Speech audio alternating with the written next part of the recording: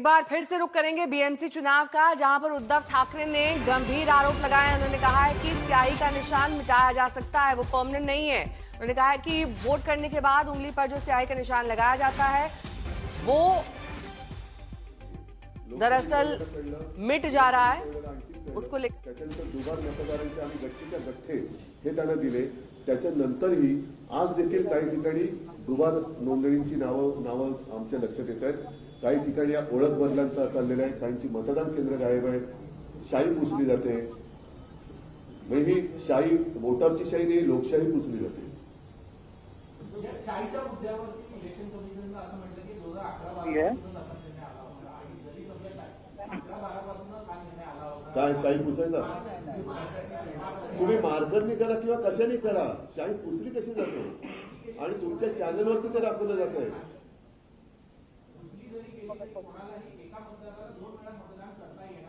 असं खात्रीपूर्वक कसे सांगू शकतात ते?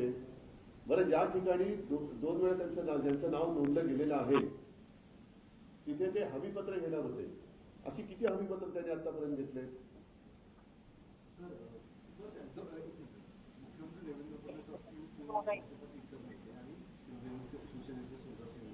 साहस आहे ना।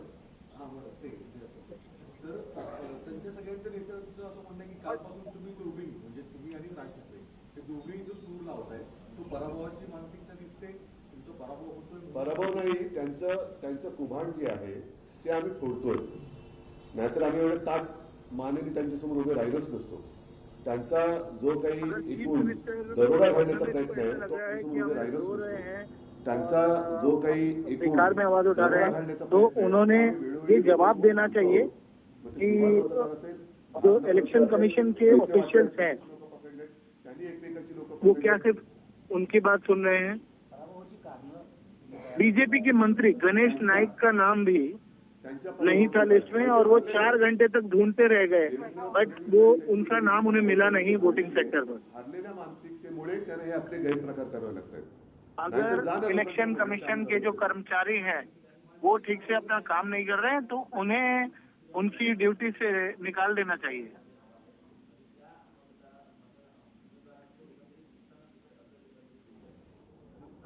नाही, ते कळलं। शेवटचं काय बोललं? ह्या यादीतली त्या यादीत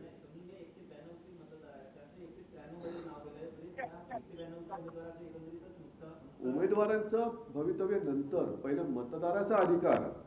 मी जे म्हटलं ना की संविधान म्हणते मतदान करा, निवडणूक आयोग म्हणते करूनच दाखवा, असा प्रकार मतदाता का जो अधिकार म्हणजे हा है संविधान उसको ध्यान में रखना चाहिए। निवडणूक आयोग आहे, त्याच्यामुळे आयुक्तांवरती तर कारवाई झालीच पाहिजे आणि त्यांचा संपूर्ण कमीशन है वो उसके लिए रिस्पॉन्सिबल है, उन्हें उसकी जिम्मेदारी लेनी है कि कैसे उसको मतदाता अपना मत डाल सके।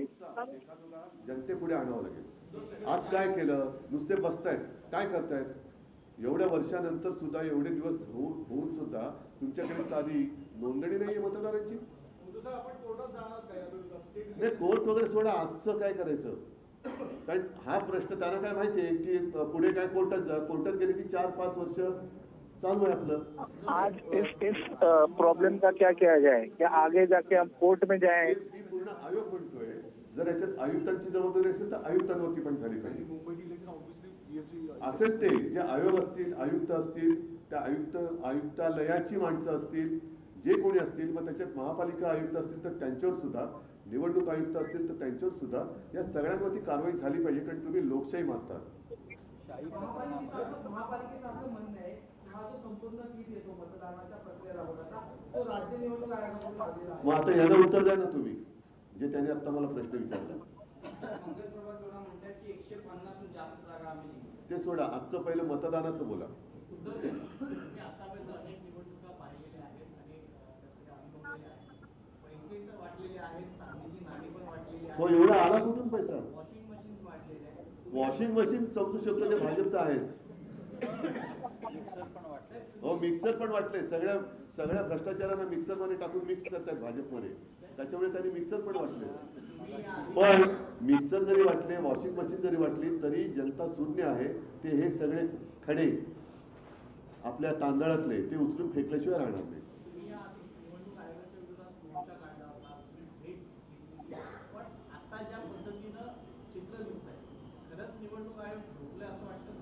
झोपेचं ढोल करतोय.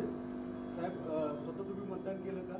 आज मगाशी जे मतदान केलं तुम्ही सुद्धा आवाज करताय की शाही जाते आता तुम्ही स्वतः मी पण मतदान आता पुसून बघणार आहे शाही. हा म्हणजे पण एक आहे, मी काही दुबार मतदान, एक तर माझं कुठे नाव नाहीये, त्याच्यामुळे दुबार मतदान करायला जात नाही.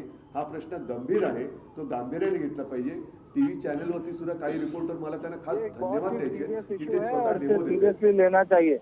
इलेक्शन कमीशन को भी इसे बहुत सीरियसली देखना चाहिए. वोटावरची शाही जाते हे सत्य. देवेंद्र फडणवीस आणि आयुक्त किंवा निवडणूक मतदाता आयोग के अधिकार का मामला है ये. म्हणजे यांची मिलीभगत आहे. ठीक आहे, चला तरी सुद्धा मी